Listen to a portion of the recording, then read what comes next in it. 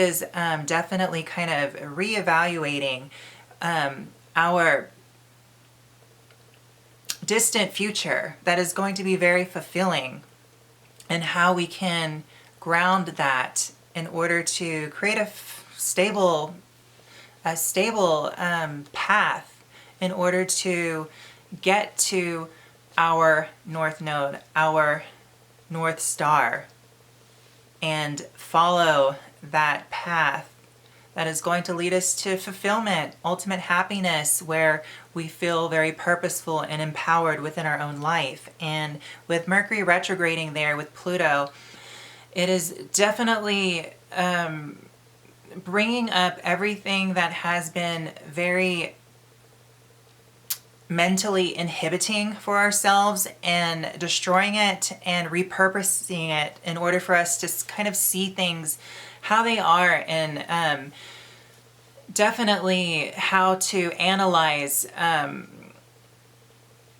the experiences so far that has been transformed in order for us to kind of see clearly more, more of how we can get started, if we haven't already, towards our North Node. Towards, everyone has their North Node in a different area of the chart. However, with it being in Taurus, this is us getting to a place where we're stable in the world. We have the basic needs, the necessities, and all of our earthly needs and creature comforts in order to be able to kind of use the Mercury retrograde energy to reevaluate some other things of interest that can be mentally stimulating, that can enrich our minds, that we can learn about without having to just be so much concerned with the basic necessities in order to survive in this world. Okay? And with Pluto here, it's definitely amplifying this energy, and it's creating this intensity around, we need to get structured here. We need a solid foundation to grow. Our minds are wanting us to have a solid foundation in order to learn more, in order to kind of expand our consciousness in a way where it's we're able to connect more here, because Uranus is definitely trying to liberate in order to connect humanity, and with Taurus, this is trying to kind of build some sort of material structure that can also ground the energy in a way where it makes our connection with each other throughout the globe more just grounded and more stable. Okay? So also we have Mercury retrograde and Pluto making a sextile with the South Node in Scorpio. So this is just kind of everything that I talked about the North Node. This is almost the opposite, with the South Node. This is what we are trying to repurpose in a way. With Mercury retrograde, this is allowing us to go over back every kind of just transformative energy, experience that has been very intense in nature, that has caused our mental capacity to almost be overwhelmed and overloaded with a lot of the need to survive, the need to be very primitive in order to kind of stand strong within our lives, and how we can ultimately be reborn again in a way with the South Node in Scorpio. Be reborn in a way where we can take control of our lives and create just a sense of solidity within the material, and not be so emotionally overwhelmed and in a state of fear, but in a state of in a state of groundedness, in a state of confidence, where we can move forward in a methodical way that is going to allow us to kind of have a solid foundation in order to branch off and continue to pursue our spiritual needs.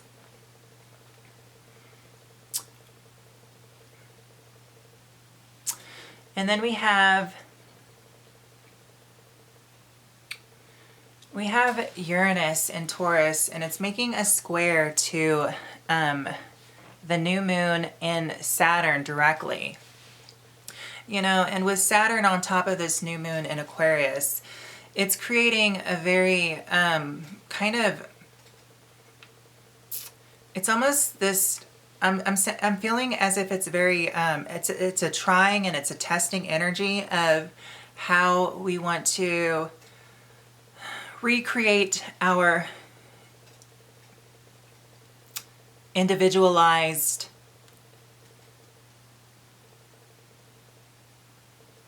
humanitarian efforts that will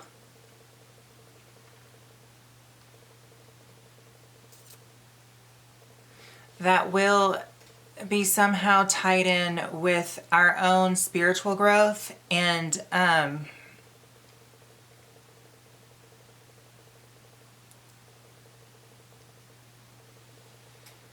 how it's going to create some sort of unity with others here. Because I feel like Saturn is testing us with who is in our tribe? Whose tribe do we want to be in? What is the links between the like minds of interest here? And Saturn is almost personifying out what is the limiting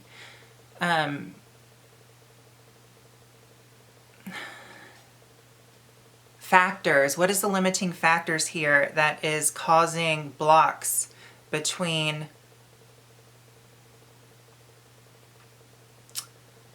your needs versus other people's needs, and how we can address our own needs without having to sacrifice ourselves by other people's expectations. Because I feel like Saturn here on top of the new moon is really expecting a lot from us, but it's also putting into perspective that there's a need to reconcile with the whole relationship dynamic. Because with Aquarius right here, it's as if there needs to be a sense of individual freedom here, but also there needs to be some sort of connection with humanity or with groups here that Saturn wants to get to the bottom of and see what's the structure here. Is it solid? Is your place in the world meaningful to you? Are your connections in the world meaningful to you?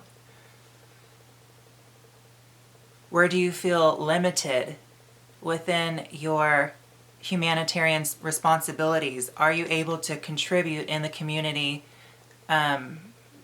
in your own way? So Saturn is right here testing all of those ideas with the new moon here in Aquarius.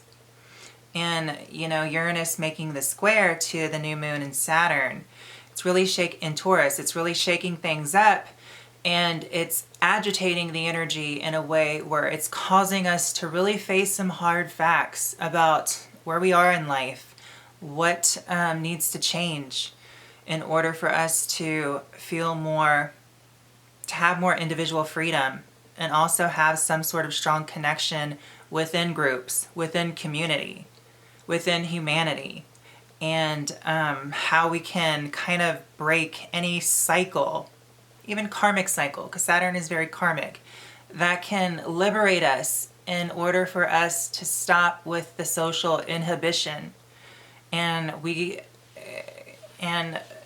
allow for room to grow with our connections with others and with our connection with ourselves. Because Aquarius is a very dualistic sign, in my opinion, regarding its energy, because it has this unique connection with itself, and it also has a unique connection with other people, with humanity, with groups. Okay, so, and the other energy going on is we have Black Moon Lilith, of course, at 21 degrees roughly in Gemini, making a square to Neptune at 21 degrees in Pisces, and it's an exact square in the mutable energy. It's really bringing up fears around our own spiritual connotation, and it's almost like it's wanting us to be realistic and really think about I feel like all the different spiritualities and how they relate and how they don't, and what works for one and what doesn't work for one. However, I think that, the bigger message behind this square with Black Moon Lilith and Neptune